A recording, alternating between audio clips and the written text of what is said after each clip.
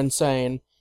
Then we punched a doctor in the face, Barry showed up, and we found out that Alice was kidnapped, and we're coming here to meet the kidnappers at midnight at Lover's Peak.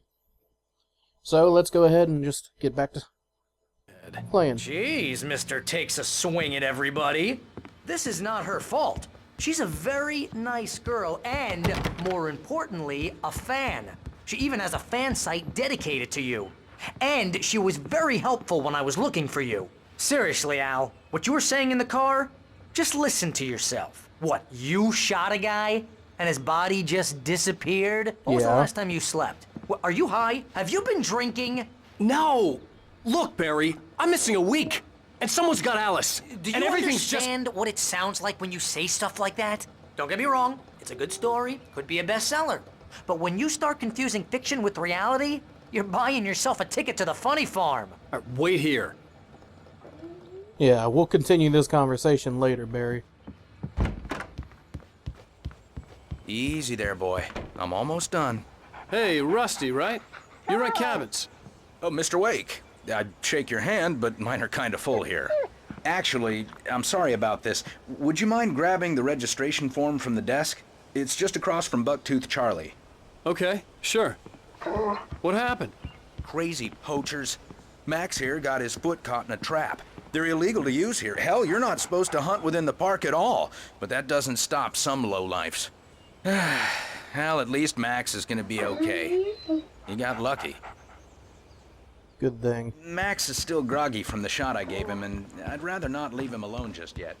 The form's on the desk across from the mammoth You skeleton. can't just go and meet a kidnapper. Those situations always end up in disaster. You gotta talk to the cops. She's my wife, and it's my call. Can we talk about this later? No, this whole thing, listen, you hit your head. I mean, geez, Al, come on. You gotta understand how crazy all this sounds. If you're trying to pull a joke on me, freak me out, it's working. Ha ha, let's have a laugh on Barry. Well, you had me going there real funny, Al. You can quit it now.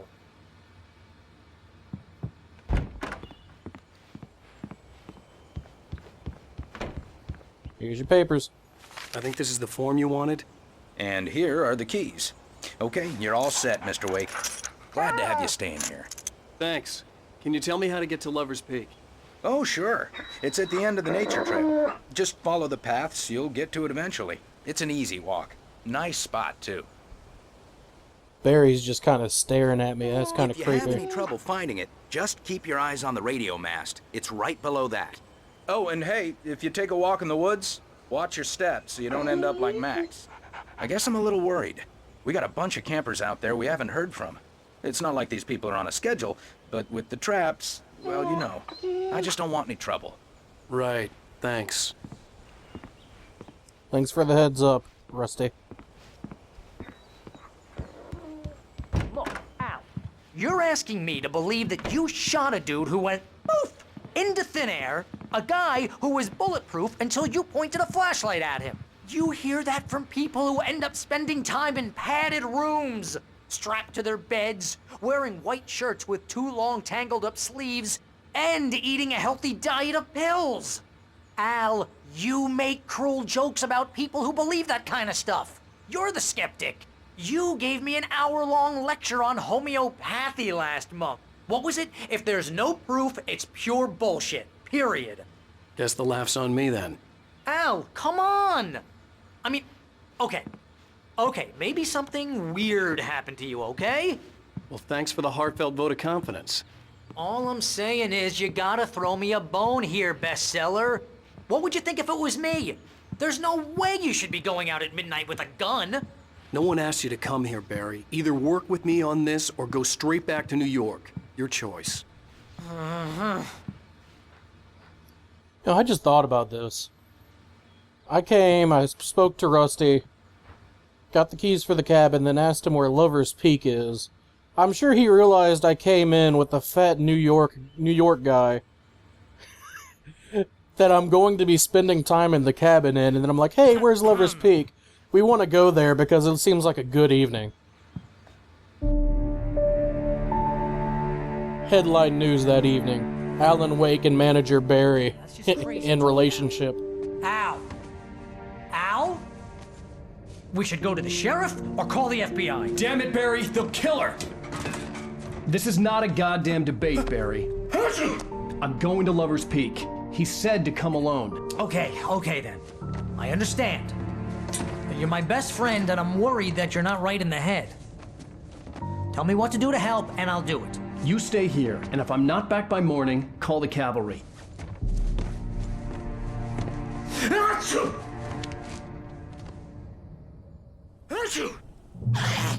Just be careful with the natives, Al.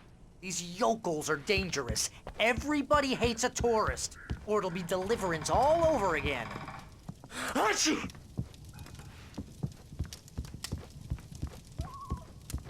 Not sure I quite understand that joke. Or that reference, I mean, not joke. That'll be Deliverance all over again.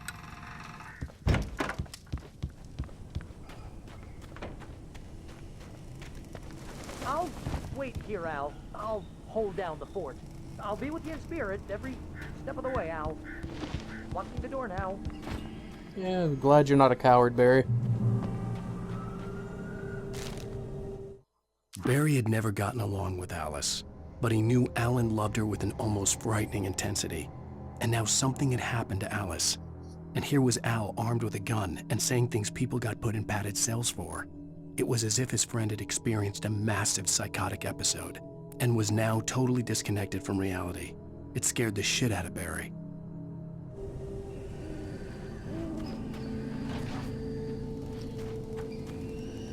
Barry had the keys to the car he rented. Wasn't a long walk to the visitor center, and it wouldn't be any use to me in the forest. I knew I should have gone to the cops. This wasn't the smartest thing I'd ever done, but I was still angry with Barry for trying to talk me out of it. These people had called me right in the sheriff's station. The cops wouldn't scare them, and they had Alice. Yeah, but it'd still probably be helpful to have the help of the police.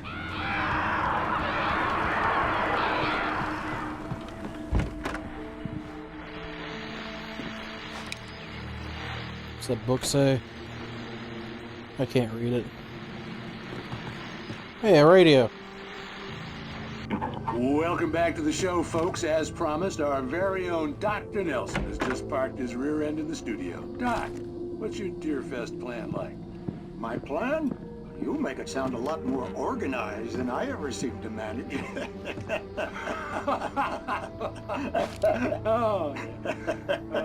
No plan, really, just taking the atmosphere. I'm getting a little too rickety to do much more than that, you know. Oh, tell me about it. No sack race for us older gentlemen, huh? Yes, exactly, Pat. But I'm going to check out the parade, of course. And I'll be one of the pie contest judges, too. Well, that takes a different kind of constitution. Oh, yeah, it's my kind of exercise. Now, Doc, seriously, you're in pretty good shape, though. You're the outdoors type. I know for a fact you're an avid fisherman. That's right. Matter of fact, just caught a heck of a largemouth bass early this morning. But you're not taking part in the fishing contest? No, not this year. See, Pat, I'm just not that competitive anymore. Now I just like to take my time and enjoy the peace of it. It's no fun if I need to worry about what I'm catching, you know? Well, considering your track record, the participants are probably pretty happy you feel that way. Well, Pat, that's kind of you to say. Alright. Hey, I can turn the lights on. There we go. I'm not paying for electricity, so it's not like I should care.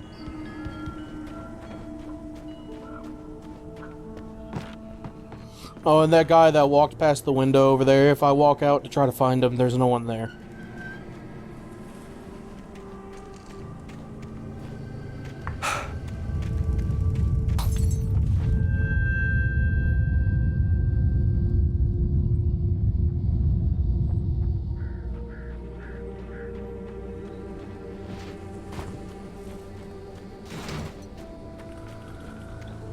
See if there's anything in this cabin. I think there is. Maybe like some batteries or something.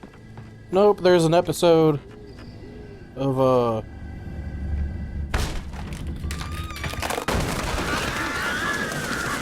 Alan just loves kicking things, doesn't he? Oh, there's an episode of Night Springs in here.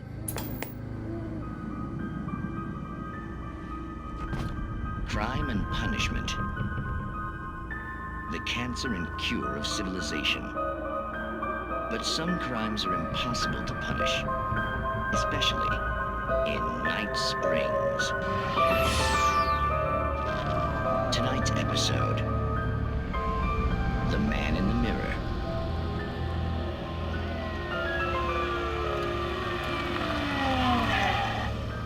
He's inside, Agent. He's a weird one. So, you're confessing to killing that guy, huh? Why? Had it coming? Yeah, but why would you do that? I mean, you're a nice guy. Normal. Took a kid to a soccer game. So how come at the game, you pick a guy and, quoting from the arresting officer's report here, assault the victim's head area repeatedly with the weapon of choice being a pair of bare fists? Wow, that sentence really flows, huh? Maybe you're not the literary type. Okay, so you mess him up. But why? Who was that guy? We couldn't ID him. Why would a guy like you do him like that? I didn't like his face. Well, you must have hated it, because you really went to town there. I mean, there's no way to tell what he looked like. No ID on him either. That must be difficult. But then we ran the fingerprints. Got a match. Your prints. Identical. Huh, how about that? Your son said you were wearing a white shirt when you took him to the game. But the white shirt is on the dead guy. It's plenty red now. You won't get away with this. Do you really think that's in any way relevant to me? I had plenty of time to talk to my boy before the cops arrived, you know? He won't stop screaming, am I right? You think he's ever gonna be okay? I left my mark, believe me. You bastard. What? You gonna shoot me? What's the point? I'm going to prison. You got me. I don't understand any of this. And you never will. Don't worry. Maybe you'll see me again, Agent. Maybe in the mirror.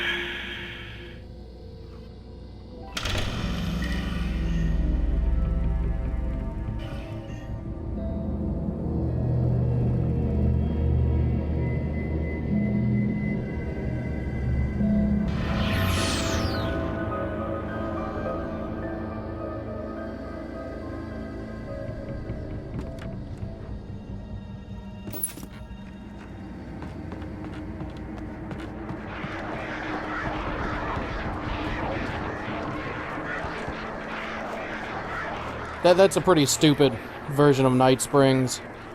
The best I can understand of it is that he switches place with the detective, and then the detective goes to prison in his place because they traded bodies. The air in the visitor center was heavy with an awful smell, as if some rotten drowned thing had crawled up from its grave. Rusty kept coughing blood. My eyes were drawn to the twisted shape of his broken leg. The attack had been vicious. Max whined in his cage. Rusty's eyes were wild with fear and terror. He gasped. "Mr. Wake, it happened just the way it was on that page."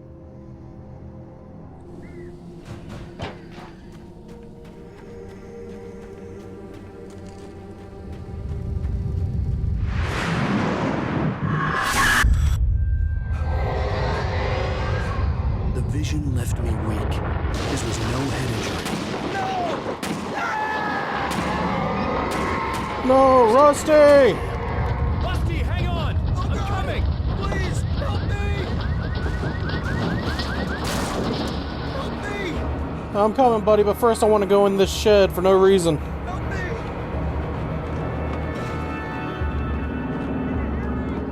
Anyone! Please, help! Help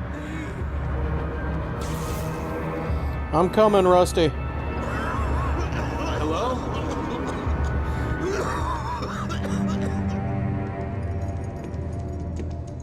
Mr. Wake? Oh, hell. It happened just the way it was on that page. I found came true.